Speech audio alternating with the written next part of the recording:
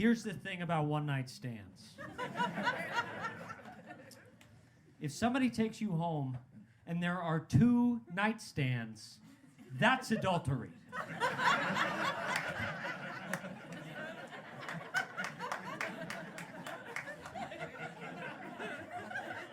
Thank you guys for coming out.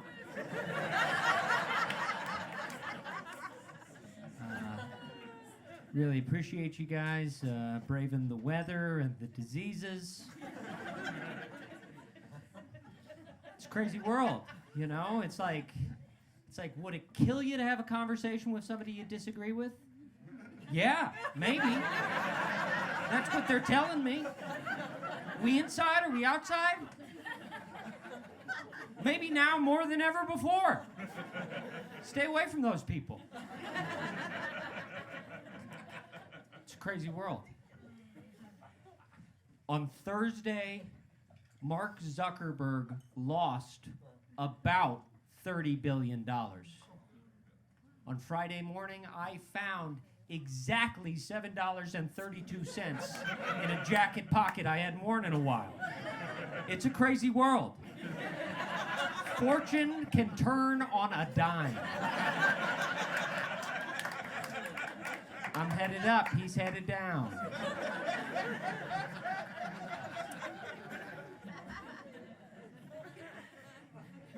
I really like alternative hip hop. When I was growing up, I listened to a lot of alternative rock. So it only makes sense. Now I'm in my 30s, I've been getting really into alternative milks.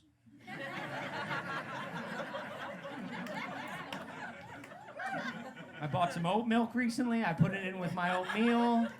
I thought, oh man, this is going to be the best thing ever. And the microwave dinged, and I opened up the door, and there was just a dead Quaker in there. He was delicious! Actually, I got a birthday coming up. Thank you. Thank you. Yeah, passage of time, it's undeniable. I'm actually turning 33. Yeah, and I'm looking forward to it, you know. I've enjoyed my 30s thus far. You know, it's like there's so much pressure and expectation approaching 30. 31, 32, barely even thought about them. You know, they were like bonus years. 33, though, I want to come out swinging. I want to hit the ground running. I was like, I need to get my shit together. And I was like, it's almost like I need like a 33-year-old role model, you know? And so I was thinking about it, and I was scratching my head, and at some point I was like, well, what did Jesus do? And I looked it up, and actually when he was 33, one of his 12 best friends ratted him out for practicing socialist healthcare magic in the street. He was convicted by a jury of his peers and executed by the state, after which he came back from the dead and ushered in the kingdom of heaven, which is like, are we there yet? Is this that? So basically, what I'm trying to say is if any of you have any other 33-year-old role models, feel free to let me know after the show. I'm keeping my options open, because Jesus, that's crazy.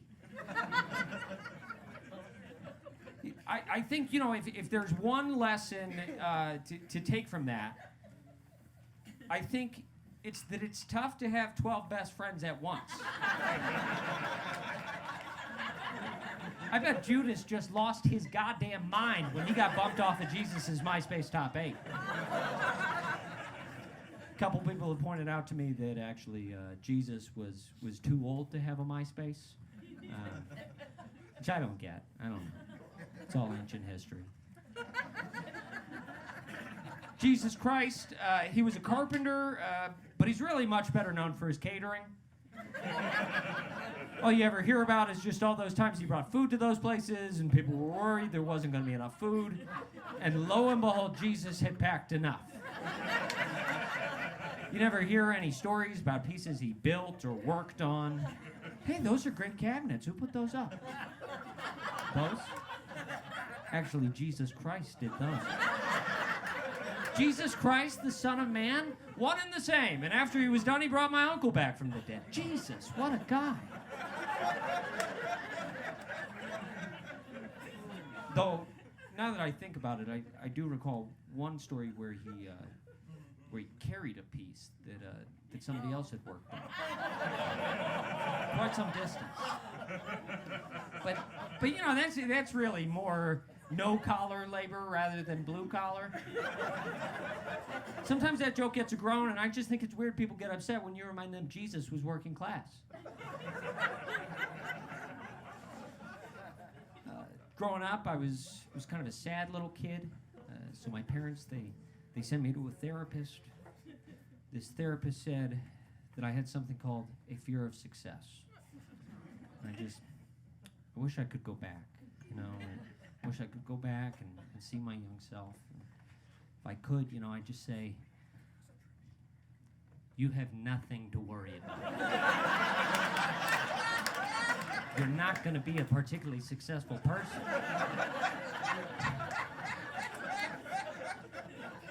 It's tough to know how much confidence to have, you know?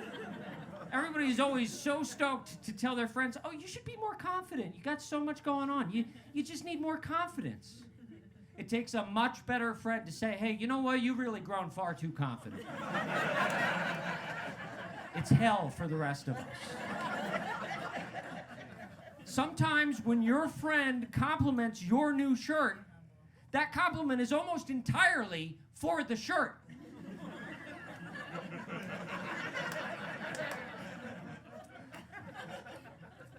Did any of you guys adopt dogs at the beginning of the pandemic? Yeah, I heard a woo out there. Yeah. A lot of people. It was record-setting, you know. There was actually a shortage of dogs. There was a issue in the supply chain of dogs at the beginning because so many people were adopting dogs. I get it. I understand. You know, the companionship. It's good. The dogs need a home. Incidentally, though, a lot of these people also failed entirely to train these dogs whatsoever. It's one of the worst classes of canine civilization since the initial collaboration. To compound that, a lot of these people spent over 1 year at home just hanging out with this dog, producing in these dogs anxious attachment styles. And I just think this is interesting because we're setting the stage for like one of our future para-apocalyptic problems, you know, because as people continue to die from, you know, diseases and disasters and supply chain issues, a lot of these bad dogs are going to be left unattended. They're going to have to fend for themselves, which means that many American communities, as of about 2025, 2026, are going to have to deal with the issue of packs of wild dogs roaming the streets. It'll mostly get the elderly and infirm. Now, if you told me this like 3 years ago, I would have been like, and then a government intervention will help the rest of us with the wild dog problem. I think we all know now. It's more like, well, you know, go about your business as best you can, bearing in mind the packs of wild dogs.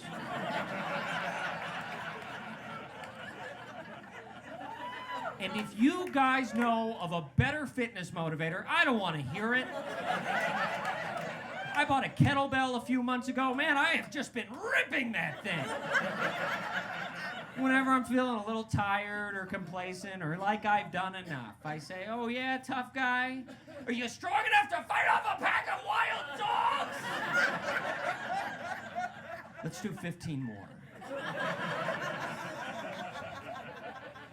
Reminds me of something my grandfather said. He always used to say this. You can lead a horse to water, but he'll be difficult to drown.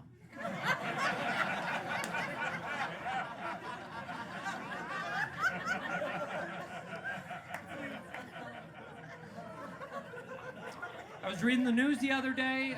Scientists have said that they've now made robots that can reproduce. And I just think that's kind of unfair. I mean, we've barely had a chance to fuck these things.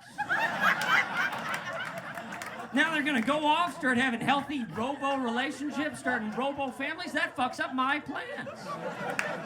Here I was counting next pandemic. The Roombas would be for sucking and for fucking. And I guess I'm just out of luck. How am I supposed to pursue a sexual relationship with my vacuum cleaner when I know that I'm standing in the way of a more meaningful relationship with another vacuum cleaner? That sucks. That sucks for me. I can already feel the resentment and the envy and insecurity that's going to bring into my life. Don't worry, sweetie, I'm just going out with some of the other sex robots to blow off some steam. Oh, steam! So that's his name!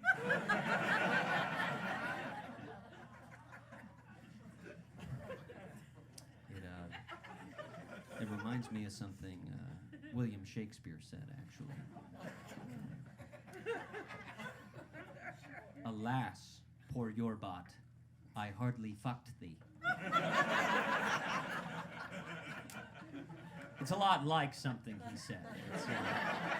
If he could see us now, I'm pretty sure he would say it.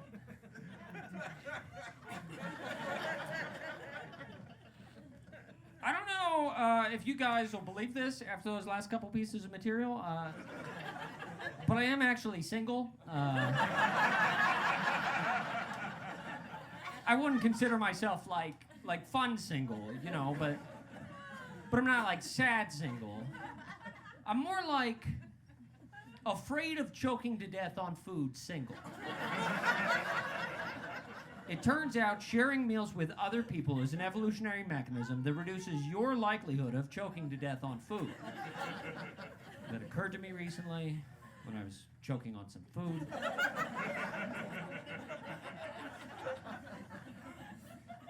Do you guys think bicycle cops have to be home by sundown? Do you guys think bicycle cops are just trying to prove they're responsible enough to become horse cops? Just give out tickets for fun. Shut the fuck up.